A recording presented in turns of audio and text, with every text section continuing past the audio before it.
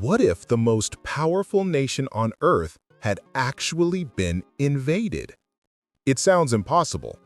The United States, a superpower protected by two vast oceans, fleets of ships, and the largest military in human history.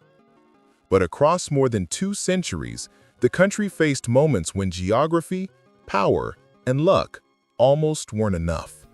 Moments when enemies reached its borders, when fire touched its cities, and when a single wrong decision could have changed world history forever.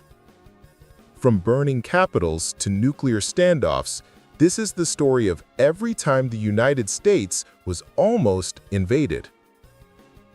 Before we continue, please like the video, consider subscribing if you enjoy this type of content, and use the comments to suggest future topics. Now, back to the video. The War of 1812, when the capital burned. It began as a dispute over trade and pride. In 1812, the United States declared war on Great Britain, a decision that would bring the might of the British Empire to American soil. By 1814, British forces landed on the East Coast. They marched straight through the defenses of Washington, D.C. President Madison fled as the Redcoats entered the city, and the White House burned. The air was thick with smoke. The U.S. Capitol, the symbol of its independence, lay in ruins. For the first and only time in history, a foreign power captured and destroyed the American seat of government. If the British had stayed longer, the United States might have collapsed before it ever became a superpower. The Mexican Front, 1916. In 1916, the border between the United States and Mexico was a line drawn in dust. On the other side, chaos reigned, revolution, warlords, and shifting alliances. One of them, Pancho Villa, decided to make a point. Under the cover of night, Villa's men crossed into Columbus, New Mexico. They set fire to homes, stores, and the local military camp. 18 Americans were killed. It was the first foreign attack on U.S. soil in modern times. The response was immediate. Thousands of American troops crossed into Mexico on what became the Punitive Expedition, led by General John J. Pershing, the same man who would later command U.S. forces in World War I. It was a warning.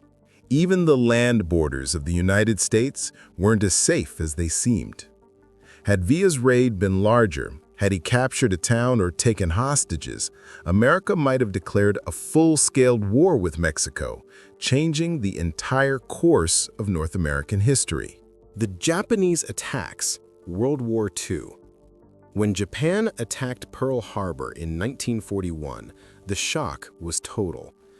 But what most people forget is that it wasn't the only time U.S. territory was hit. Japanese submarines shelled oil fields near Santa Barbara, California. Pilots launched from submarines dropped bombs on Oregon forests in the Lookout air raids. One of those bombs killed 6 Americans. The only civilian deaths from enemy action on the U.S. mainland during the entire war.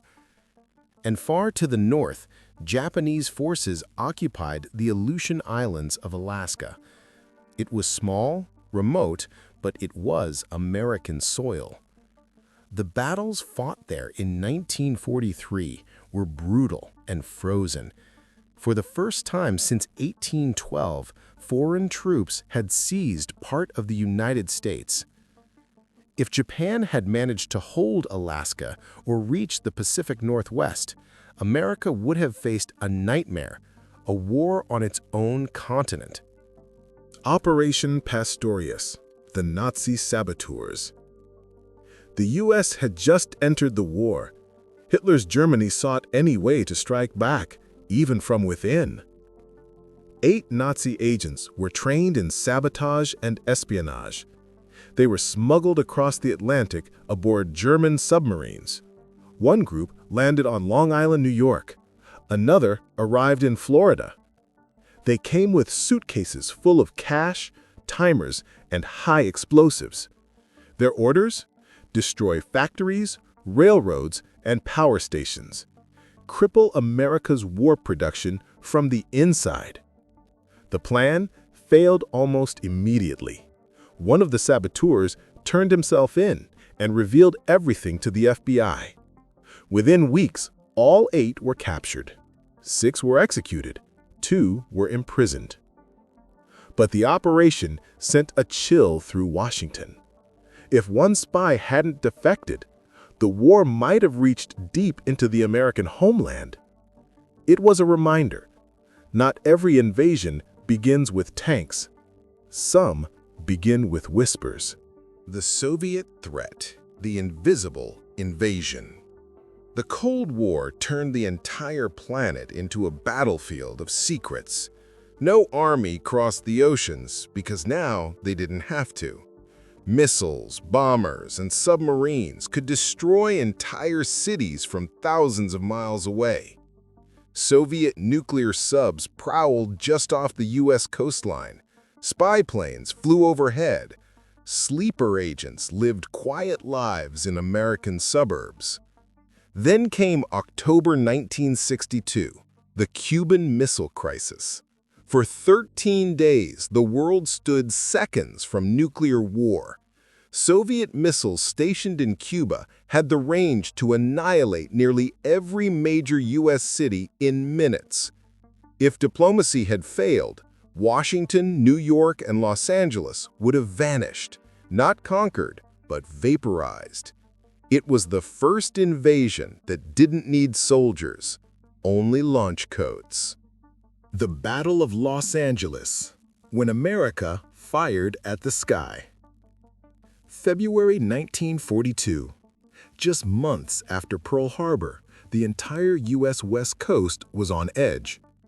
Rumors spread that Japan was preparing another attack, this time on Los Angeles. Then, one night, radar picked up an unidentified object moving toward the city. Air raid sirens wailed. Searchlights lit up the sky. Anti-aircraft guns opened fire. For hours, the night was filled with explosions and tracer fire. Thousands of shells rained down at what many believed were enemy bombers. But when morning came, there was nothing. No wreckage, no planes, no invasion. The Battle of Los Angeles had been a false alarm, triggered by a weather balloon and mass hysteria. But it revealed something deeper, how fear itself can become a weapon. Had those blips on the radar been real, America's most iconic city could have become a battlefield, and for one long night, the United States believed it already was.